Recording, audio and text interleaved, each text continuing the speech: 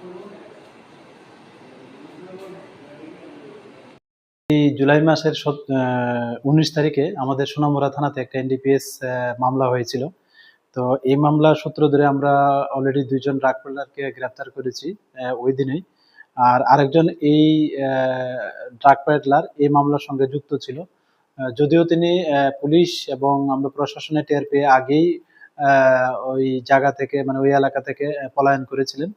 তো আমরা গতকালকেই ওনাকে আমাদের যে সিস্টার এজেন্সি গুলো আছে ওনাদের সহায়তা নিয়ে আমরা গতকালকেই এই যে ড্রাগ পেডলার আছে ওনাকে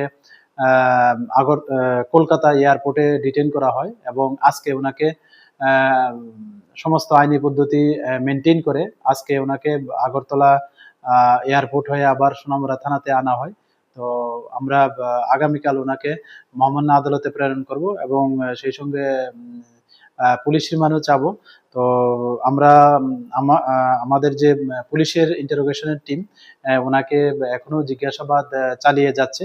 তো এখন পর্যন্ত ওনার কাছ থেকে আমরা কিছু তথ্য পেয়েছি এবং এই তথ্যগুলিও আমাদের যে সিস্টার এজেন্সিগুলো আছে ওনাদেরকে শেয়ার করা হয়েছে।